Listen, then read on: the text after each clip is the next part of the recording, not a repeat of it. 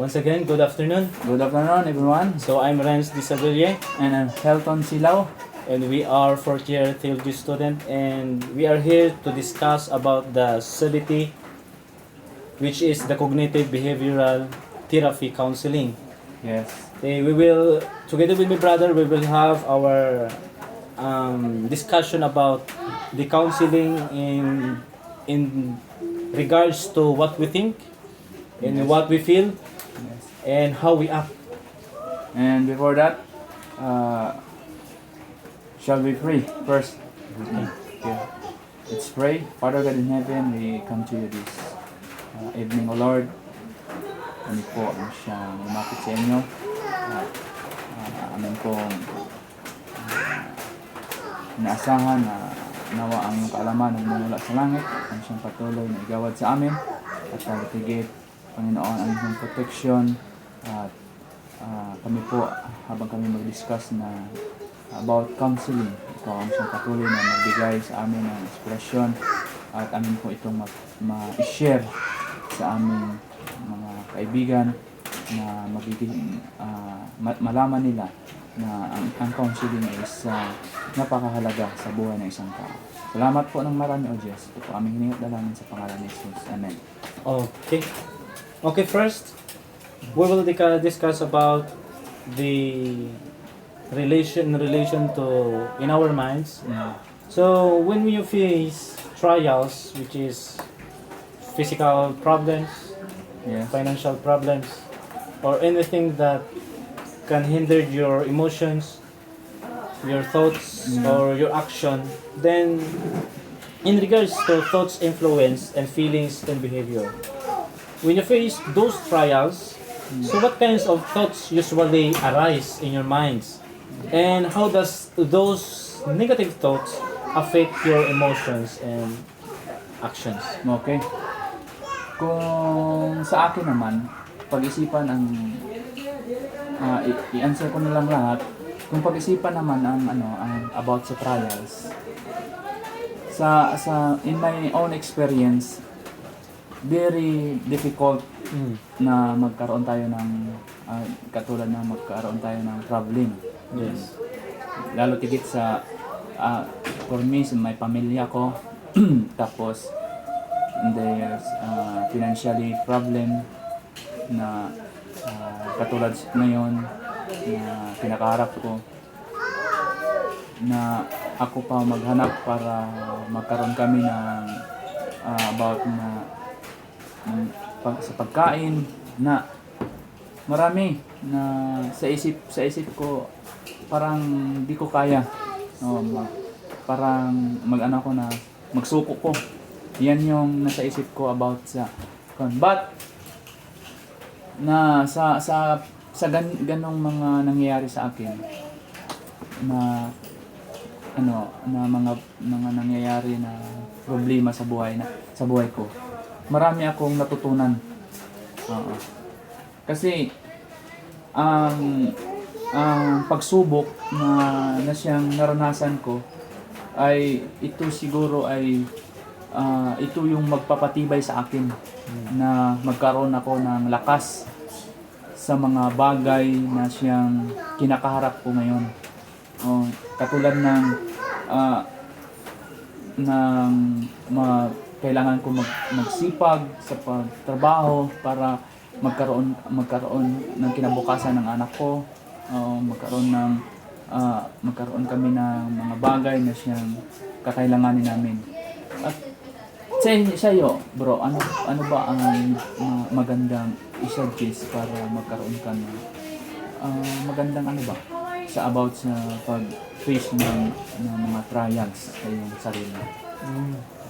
So actually, for me, when I face those trials, I have my negative thoughts, which is yung sinabi mo kanina na parang gusto ko nang sumuko, parang gusto ko nang di na lang magpatuloy. So, at ito mismo yung nakakapekto sa akin sa kung ano yung emotion na anong nararamdaman ko o kung ano man yung mga ginagalawan ko. But when I face those trials, so meron palang paraan para i-overcome those trials. Then when I overcome those trials, so doon ako mas naging naigting yung aking pananampalataya sa Panginoon. So sigurado. So brother, you have a family right now? Your own family? Yes, may ara ko pamilya, pero sa pagharap ko sa trials na ara kami ang pamilya, minsan sa emotional ko is nakakagawa ako ng mga bagay na hindi maganda. About sa gusto ko nang maghiwalay sa wife ko.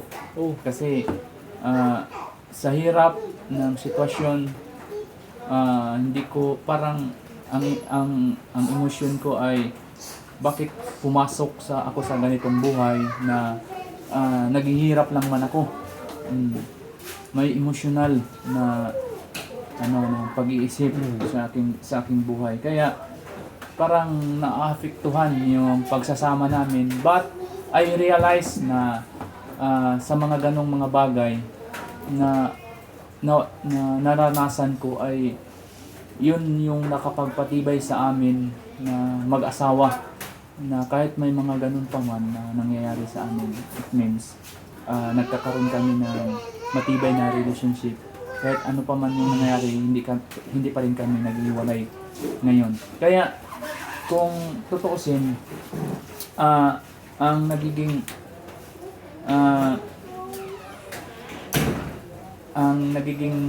inspiration sa Biblia, yun yung sinasabi ng 2 Corinthians 10 verse 5 na sinasabi na dinadala namin bihag ang bawat isipan upang pasakop kay Kristo. It means ang lahat ng mga kaisipan natin, ang mga gagawin natin ay ipasakop lamang natin sa ating Panginoon.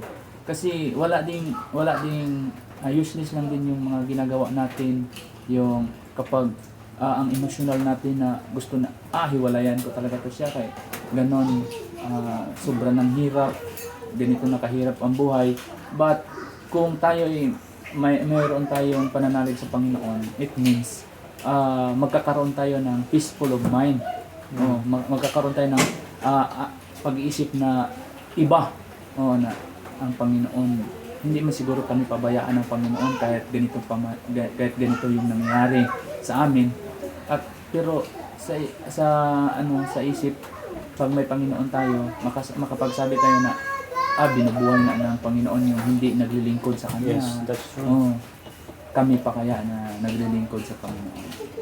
Okay. So brother, so we are talking about those trials, and then you said you have your own family right now.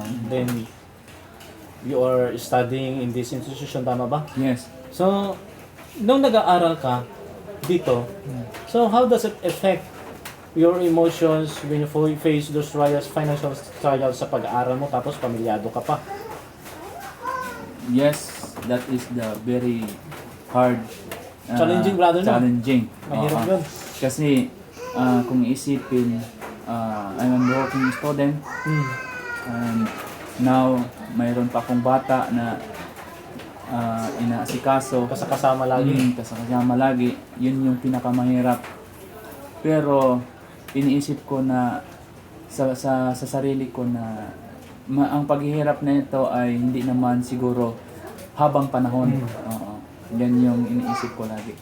Ang iniisip ko lang is makasurvive these trials na pagdating ng panahon, kahit maghirap man ay magkakaroon pa rin kami ng kaginhawaan sa buhay pagdating ng panahon. Yun yung iniisip ko. But first, ang inaano ko is praying to God na magkaroon ako ng kalakasan, na strength, na magiging example ako sa aking anak na siyang kasama ko ngayon, na hindi lang sa sabing maibigay ko yung needs niya, kundi magiging example niya rin ako na nagsisikap at lalo tigit pinapayuhan ko siya na magkaroon ng paglalakbay bilang isang Kristiyano. Yun yung goal na iniisip ko sa ngayon na sa aking anak. So, I really admire what you said recently. Doon kung paano mo na-overcome those trials kahit pa man na pamilyado ka, tapos working student ka pa, kasama mo pa yung anak mo sa araw-araw habang nag-aaral. Then, I really admire doon sa mga text na binigay mo.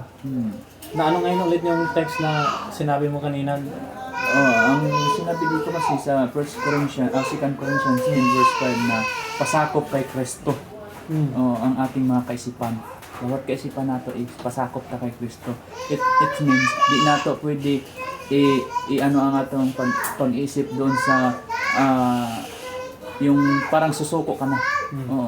But ang una-una isipin mo na may Panginoon. May Panginoon ka na nagbibigay sa iyo ng lakas. Yun yung nakapag-inspire sa akin na magpasakop kay Kristo. At sinabi dito at dagdagan ko pa na kahit pa man na dito sa CPAC is napakahirap lalo tigit financially ay kahit man mahirap naghirap kami sa mga pagkain, but ang Panginoon hindi naman nagpapabaya.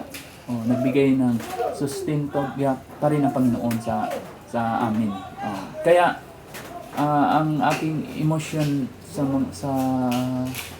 I'm here in CPAC na ang emotion ko ay magiging sa isip ko surrender na lang siguro ako sa pag-aaral, mag-surrender na lang siguro ako at maghanap na lang ako ng trabaho. But inisip ko na pag maghanap ako ng trabaho, wala din akong magiging kinabukasan sa mga anak ko kung hindi ko tapusin ang aking pag-aaral. So yung pinangahawakan mo na lang ngayon, yun yung sinabi ng Panginoon sa 1 Corinthians. Yes, na yun yung ginapokusan ko na ipasakop lahat. Pati ang aking pag-iisip. Kasi first of all, ang pag-iisip natin yun yung isa na makapagbigay sa atin ng katulad na makapagbigay sa atin ng kaisipan na hindi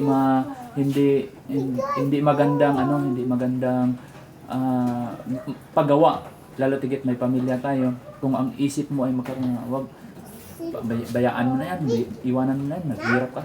Yun, marami ang magiging sa isip mo. Yun yung napakahirap sa atin kapag hindi natin ipasakop ang ating pag-iisip o ang ating mga ginagawa sa ating Panginoon. Actually, brother, I once was a working student before. I'm a working student in the boys' dormitory for almost 7 months. So, na-feel ko rin kung ano yung naranasan mo. But, wala pa akong pamilya sa sarili ko. But, yung pinanghawakan ko, yun din yung pinanghawakan mo. Which is the Lord. Isurrender lahat ng mga bagay na kung saan tayo pinanghihinaan. May ara pa ko mayroon pa ako ditong isang verse na siyang nagpapa-encourage din sa akin, lalo tigit sa aking mga ginagawa. Na magpatuloy sa buhay araw-araw. Sabi dito sa Proverbs or Kawikaan 16 verse 3 na ipagkatiwalaan mo sa Panginoon ang lahat ng iyong mga ginagawa at itatag niya ang iyong mga plano. It means ang mga plano ng Panginoon ay ara lang. Itatag yan ng Diyos. Kung, sabi nga dito, kung ang ating mga ginagawa o ang ating mga plano ay ipagkatiwala natin sa ating Panginoon. Pagkatiwala natin sa Kanya. It means, kapag magtiwala tayo sa Panginoon, yung mga plano natin sa buhay ay naka-plastar na yun siya. Naka-ano na yun siya. Hindi tayo magiging magka-problema kapag ipagkatiwala natin sa Panginoon. Yun lang. Okay. So, kanina we discussed about what we think. So, let's proceed now how we feel. Or what does it affect? How does it feel in your emotion when you feel those trials na para bang kala mo walang susuporta sa iyo dahil pamilyado ka tapos working student ka pa. So ano nararamdaman mo kapag naranasan mo yung mga ganoong bagay? Actually, pag naranasan ko ang ganung mga bagay, parang medyo bigla na lang magtulo yung luha ko na bakit kaya hinaharap ko yung problem na ito sa sarili ko. Kasi ang ko is inakumpara ko yung sarili ko sa iba. Ang iba is easy lang yung nila, buhay. Easy lang yung life nila. School, and wala silang ibang iniisip kundi school. Pero sa akin, lahat, sacrifice na about my financial problem, about my tuition, and how to manage my son na magkaroon siya ng magandang pagturo, na magkaroon siya ng mag-alaga sa kanya. Yun yung minsan nasa emosyon sa ko is makaiyak ako sa sarili ko na bakit kaya ganito yung nagiging kahinahitnanatan ko sa buhay ko sa ngayon. Yun yung isang bagay na naisip ko habang ang mga problem is magpunta sa akin. So, when you face those trials, ano yung pinanghahawakan mo? Bakit ka nagpatuloy sa... At actually, marami akong pinanghahawakan, but isa lang yung nagiging inspiration ko is trust in God. Trust na sabi ko sa sarili ko na kung hindi ako magtitiwala sa Panginoon, it means hindi ako makakasurvive nito. Kung hindi ako magtiwala sa Panginoon. Kaya minsan sa buhay na naranasan ko ay there's a lot of trials na naranasan ko, pero sa sa pag-isip ko, ang presensya the presence of God is nanatili pa rin sa akin. Kasi marami ng mga kuan na nag-impake na ako, gusto ko nang mag-alis, mag-uwi na ako sa lugar namin. But na-realize ko na hindi ito ang solusyon ng problema. Hindi ito ang solusyon ng problema. Kundi ang solusyon ng problema is how to paano ka magpapakumbaba sa iyong sarili. Kasi kung itataas mo yung pride mo, katulad nga, nag-impake ka na kaya gusto mo nang hiwalayan yung asawa mo, kaya gusto mo nang umuwi. Pero ang iniisip ko nun, hindi pa rin matapos ang problema. Kasi especially may obligasyon ka sa anak mo. Tapos kasal kayo ng asawa mo. Wala pa rin, di mo pa rin masolusyonan yung problem. But yun lang nakapag sa akin na tiwala na lang sa Panginoon at ang lahat ay ipaubaya na lang sa Kanya. Yun It's very complicated yun para sa ganung sitwasyon, but you overcome those trials dahil naniniwala ka sa Panginoon. You submit all your worries, burdens, doon lahat sa Panginoon. So, I have a question for you, brother, na what are the practical steps, yung mga practical na mga ginagawa mo para ma-overcome mo yung mga ganong problema? Okay. Mga practical, gusto kong magiging mapayapa yung pag-iisip ko. Mapayapa and matatag. Matatag yung yung sinasabi ko. Mapayapa at matatag ang nabuhay. Yun yung ginaano ko sa isip ko ngayon. dumating man ang mga negatibong mga kaisipan, ay gusto kong walain na lang. Hindi, gusto ko na ilayo ko na lang. At magkaroon ako ng, gagawa ako ng mga bagay na ikabubuti lalo tigit sa Panginoon. Kagaya ng pagbabasa ng Biblia, isa doon napaka-importante sa atin. Magbabasa ng banal na kasulatan na ayon sa salita ng ating Panginoon. Kasi kung magbabasa ka ng salita ng ating Panginoon, yun yung isa na nakapagpalakas sa iyo. Nakapagbigay sa iyo ng kalakasan, hindi lang sa emotional but you spiritually magiging malapit ka pa sa Panginoon at magkaroon ka ng pag-asa. Maraming mga karakter sa mga Bible na mga tao sa Bible na nagkakaroon sila ng tagumpay sa kanilang buhay. About kay Joseph. Joseph was grabe ang hirap ng buhay niya, kahit anong naranasan niya, but still nananalig siya sa Panginoon at nagkaroon siya ng tagumpay dahil sa kanyang naranasan na kahit ganun pa man ay hindi pa rin siya sumusuko.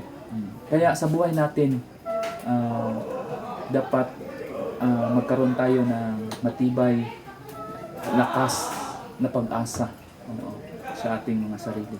Kasi ang tagumpay na gusto nating makamit ay mararating natin yan kapag ang ating mga pag-iisip at ang mga ginagawa natin ay ipaubaya lang natin sa ating Panginoon. I really like what you said recently, that even though we are not mentally and emotionally unstable, but we filled our lives with spiritual things. Paggaya ng pagbabasa ng Biblia, mga practical na mga bagay na how we can overcome those trials, emotional and mentally, doon sa mga aspects. And I really love it that you believe in God fully and totally.